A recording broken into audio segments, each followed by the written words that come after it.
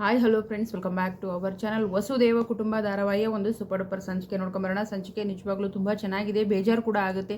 ಬೇಜಾರಾಗುವಂಥ ಎರಡು ವಿಷಯಗಳು ನಡೆಯುತ್ತೆ.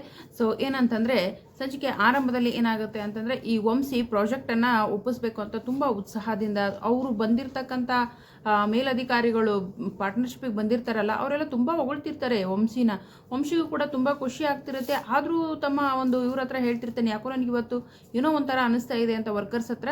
ಸೊ ಅಲ್ಲಿ ಪ್ರಾಜೆಕ್ಟ್ ಹೇಳ್ಬೇಕು ಅಂದಾಗ ಪ್ರಾಜೆಕ್ಟಲ್ಲಿ ಅಲ್ಲಿರ್ತಕ್ಕಂಥ ಲ್ಯಾಪ್ಟಾಪಲ್ಲಿ ಇರ್ತಕ್ಕಂಥ ವಿಷಯ ಎಲ್ಲ ಅಳಿಸೋಗಿರುತ್ತೆ. ಆಗ ಏನಾಗುತ್ತೆ, ಅಜಯ್ ಹೇಳ್ತಾನೆ, ಬಾಬಿ ನೀರು ಚೆಲ್ಲಿ ರೀಸೆಟ್ ಮಾಡಿದಾರಲ್ಲ, ಅದಕ್ಕೆ ಈ ರೀತಿ ಆಗಿರೋದು ಅಂದಾಗ, ಏನ್ರಿ ವಂಶಿ, ಒಂದು ಕಾಮನ್ ಥಿಂಕ್ ಇಲ್ವಾ ನಿಮಗೆ?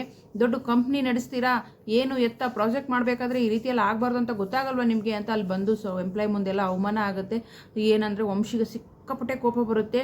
ಯಾಕಂತಂದರೆ ಈ ಥರ ಆಗೋಯ್ತಲ್ಲ, ಎಂಪ್ಲಾಯ್ ಮುಂದೆ ಈ ಥರ ಯಾವತ್ತೂ ಆಗಿರಲಿಲ್ಲ, ಬಾಲೆ ಕಂಪ್ನಿಗೆ ದೊಡ್ಡ ಲಾಸ್ ಕೂಡ ಆಗುತ್ತೆ. ಸೊ ಈ ಕಡೆ ಮನೆಯಲ್ಲಿ ಅತ್ತೆ ಸೊಸೆ ಚೌಕಾಬಾರ ಆಡ್ತಾ ಇರ್ತಾರೆ, ಯಾರು ರಾಗಿಣಿ ಮತ್ತು ಅವರ ಅತ್ತೆ. ಆಗ ಅಜಯ್ ಕಾಲ್ ಮಾಡ್ತಾನೆ.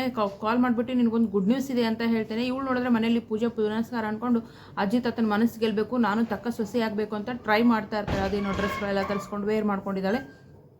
ಸೊ ಕಾಲ್ ಮಾಡಿ, ಇವತ್ತು ನಮ್ಮ ಆಫೀಸಲ್ಲಿ ಏನು ನಡೀತು ಗೊತ್ತಾ, ವಂಶಿಗೆ ದೊಡ್ಡ ಅವಮಾನ ಆಯಿತು ಅಂತ ಹೇಳ್ಬಿಟ್ಟು ನಡೆದಿರ್ತಕ್ಕಂಥ ವಿಷಯ ಹೇಳಿದಾಗ, ಅಜಯ್ ನಿಜ ಹೇಳ್ತಾ ಇದೆಯಾ? ನಿಜ ಹೇಳಿದ್ರೆ ನಿಂಗೆ ಮುತ್ತು ಕೊಡ್ತೀನಿ ಅಂತ ಹೇಳ್ತಾಳೆ. ಈ ಅಜಯ ಹಿಂಗೆ ಖುಷಿ ಆಗ್ತಾನೆ ಅಂತಂದ್ರೆ, ನಿಜವಾಗ್ಲೂ ಅಂದಾಗ ನಿಜ ಹೇಳ್ತಿದ್ಯಾ ಅಂದಾಗ, ಅತ್ತೆ ಹಿಂಗಾಯಿತು ಅಂತ ಹೇಳ್ಬಿಟ್ಟು, ಏನು ಹೇಳ್ತಿದ್ಯಾ ರಾಗಿಣಿ ನೀನು ಅಂದಾಗ, ಹೌದು ಅತ್ತೆ, ಆ ವಂಶಿಗೆ ದೊಡ್ಡ ಅವಮಾನ ಆಯ್ತಂತೆ ಸ್ವಾತಿ, ಇನ್ಮೇಲೆ ಈ ಮನೇಲಿ ನಿನ್ನ ಹೇಗೆ ಮಾಡ್ತೀನಿ ನೋಡು ಅಂತ ಹೇಳ್ಬಿಟ್ಟು ಫುಲ್ಲು ಏನಪ್ಪ ಅಂತಂದರೆ ಖುಷಿಯಾಗಿರ್ತಾಳೆ ರಾಗಿಣಿ. ಈ ಕಡೆ ಅತ್ತೆ ಸೊಸೆ ಖುಷಿಯಾಗಿರ್ತಾರೆ, ಅಲ್ಲಿ ಅಜಯ್ ಖುಷಿಯಾಗಿರ್ತಾನೆ. ಈ ಕಡೆ ಏನಪ್ಪ ಅಂತಂದರೆ, ಈ ಮೇಘನ್ ಬೇರೆ ಆಕ್ಸಿಡೆಂಟ್ ಆಗಿರುತ್ತೆ, ಅವಳನ್ನ ಕರ್ಕೊಂಡು ಬರ್ತಾರೆ. ನಿತಿನ್ ಅವರು ಕರ್ಕೊಂಡು ಬಂದಾಗ ಮನೇಲೆಲ್ಲ ಗಾಬರಿ ಆಗ್ತಾರೆ. ಬೆಳಿಗ್ಗೆ ಹೇಳಿದ್ರು ಕೇಳಿಲ್ಲ, ನೀನು ನಿನ್ನ ನಟನೆ ಸಾಧಿಸ್ತೀಯ ಅಂತ ಹೇಳ್ಬಿಟ್ಟು ಗೀತಾ ಅಮ್ಮ ಎಲ್ಲರೂ ಅಜ್ಜಿ ಬೈತಾ ಇರ್ತಾರೆ.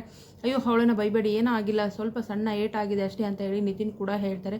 ಇನ್ನು ಕಾರಲ್ಲಿ ಸಿಕ್ಕಾಪಟ್ಟೆ ಕೋಪದಿಂದ ಬರ್ತಾ ಇರ್ತಾರೆ. ಹೆಂಗಾರ ಮಾಡಬೇಕು, ಸ್ವಾತಿಗೆ ಬೈಬೇಕು ಅನ್ನೋದು ನಮ್ಮ ವಂಶೀಯ ಒಂದು ಉದ್ದೇಶಪೂರ್ವಕವಾಗಿ ಏನು ಬೈಯೋದಿಲ್ಲ, ಬಟ್ ಲಾಸ್ ಆಗಿದೆ, ಅವಮಾನ ಆಗಿದೆ ಅಂತ ಬರ್ತಾರೆ. ಅಷ್ಟೊತ್ತಿಗಾಗಲೇ ಅವ್ರ ತಂಗಿ ಬಂದು, ಇವಳು ಕಾಫಿ ಮಾಡ್ಕೊಳ್ಳ ಅಜ್ಜಿ ತಾತ ಅಂತ ಕೇಳೋಷ್ಗಾಗಲೇ, ನಮ್ಮ ಸ್ವಾತಿ ಎಷ್ಟು ಲವಲೋಕಿಯಿಂದ ಓಡಾಡ್ತಾಳಲ್ವಾ, ಇನ್ನೇನು ವಂಶಿ ಬಂದ್ಬಿಡ್ತಾನಮ್ಮ ಸ್ವಲ್ಪ ಹೊತ್ತರಲ್ಲಿ, ಎಲ್ಲರೂ ಒಟ್ಟಿಗೆ ಕುಡಿಯೋಣ ಅಂತ ಅಜ್ಜಿ ತಾತ ಹೇಳ್ತಾರೆ. ಸರಿ ಅಂತ ಹೇಳಿ ಹ್ಯಾಪಿ ಇರ್ತಾಳೆ.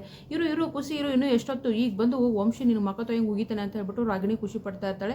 ಅಷ್ಟೊತ್ತಿಗಾಗಲೇ ಇವ್ರು ಚಿಕ್ಕ ತಂಗಿ ಬಂದ್ಬಿಟ್ಟು, ಮೇಘನ್ಗೆ ಆಕ್ಸಿಡೆಂಟ್ ಆಗಿದೆ ಅಂತ ಹೇಳಿದಾಗ ಸ್ವಾತಿ ಅಲ್ಲಿಗೆ ಹೋಗ್ತಾಳೆ. ಅಲ್ಲಿಗೆ ಹೋದಾಗ ಈ ಕಡೆ ವಂಶಿ ಬರ್ತಾನೆ. ವಂಶಿ ಬಂದು, ಎಲ್ಲಿ ಸ್ವಾತಿ ಅಂದಾಗ, ಅದು ಮೇಘನ್ಗೆ ಆಕ್ಸಿಡೆಂಟ್ ಆಯ್ತು ಅಂದಾಗ, ಏನು ಪ್ರಾಬ್ಲಮ್ ಆಗಿಲ್ಲ ತಾನೇ ಅಂತ ಕೇಳ್ತಾರೆ ವಂಶಿ. ಇಲ್ಲ ಕಣೋ, ಸಣ್ಣ ಏಟಾಗಿದೆ ಅಂತ ಹೇಳಿದಾಗ, ಅದು ಸರಿ, ನೀನು ಯಾಕೆ ಇಷ್ಟೊಂದು ಕೋಪ ಮಾಡ್ಕೊಂಡಿದ್ಯಾ ಅಂದಾಗ, ಈ ರೀತಿ ಪ್ರಾಜೆಕ್ಟ್ ಎಲ್ಲ ಹಾಳಾಯಿತು, ಇವಳಿಂದನೇ ಅವಳ ಮನೆಗೆ ಬರಲಿ ಅಂತ ಹೇಳ್ತಾನೆ. ಹೋಗ್ಲಿ ಬಿಡು, ಅವಳೇನು ಬೇಕಂತ ಮಾಡಿದಾಳ, ಏನೋ ಅನ್ಎಕ್ಸ್ಪೆಕ್ಟೆಡ್ ಆಗಿದೆ ಅಂತ ಹೇಳಿ ಅಜ್ಜಿ ಹೇಳ್ತಾರೆ. ಆದರೂ ವಂಶಿ ಕೇಳೋದಿಲ್ಲ. ಸ್ವಾತಿ ಬಂದಮೇಲೆ ಬೈತಾರೆ, ನಿನಗೆ ಸದ್ರ ಜಾಸ್ತಿ ಆಗಿದೆ, ನೀನು ಏನು ಅನ್ಕೊಂಡಿದ್ಯಾ, ಈ ಮನೆ ಸೊಸೆ ಅನ್ಕೊಂಡಿದ್ಯಾ, ಹಾಗೆ ಹೇಗೆ ಅಂತ ಸಿಕ್ಕಾಪಟ್ಟೆ ಬೈತಾರೆ. ನನ್ನ ಪರ್ಮಿಷನ್ ಇಲ್ಲದೆ ಒಳಗಡೆ ಬರಬೇಡ ನೀನು ಅಂತ ಕೂಡ ಬೈತಾರೆ. ಅದು ನೋಡಿ ರಾಗಿಣಿಗೆ ತುಂಬ ಖುಷಿ ಆಗುತ್ತೆ. ಏನಪ್ಪ ಅಂತಂದ್ರೆ, ವಂಶಿ ರೂಮ್ ಒಳಗೆ ಹೋಗ್ಲಿಕ್ಕೂ ಕೂಡ ಹಿಂದೆ ಮುಂದೆ ನೋಡ್ತಾ ಇರ್ತಾಳೆ ಸ್ವಾತಿ. ಇವಳು ರಾಗಿಣಿ ಇದ್ದವಳು, ಹೆಂಗೆ ಇನ್ನು ಮುಂದೆ ನಾನು ಇನ್ನೂ ಸೋಲ್ಸೋದೇ ನನ್ನ ಗುರಿ ಅಂತ ಹೇಳ್ಬಿಟ್ಟು ಮಾತಾಡ್ತಾಳೆ. ನನ್ನ ಗಂಡ ನನಗೆ ಬೈದರೆ ನಿನಗೇನಾಯಿತು ಅಂತ ಹೇಳಿ ಸ್ವಾತಿ ಹೇಳ್ತಾಳೆ. ಆದರೂ ಮನಸ್ಸಲ್ಲಿ ಸಿಕ್ಕಾಪಟ್ಟೆ ನೋವಿರುತ್ತೆ. ಇಷ್ಟೆಲ್ಲ ಆಗಿದೆ, ನೋಡೋಣ ಮುಂದಿನ ಸಂಚಿಕೆಯಲ್ಲಿ ಏನಾಗುತ್ತೆ ಅಂತ. ವಿಡಿಯೋಗೆ ಒಂದು ಲೈಕ್ ಮಾಡಿ, ಚಾನಲ್ ಸಬ್ಸ್ಕ್ರೈಬ್ ಮಾಡ್ಕೊಂಡು ಸಪೋರ್ಟ್ ಮಾಡಿ. Thank you so much, bye.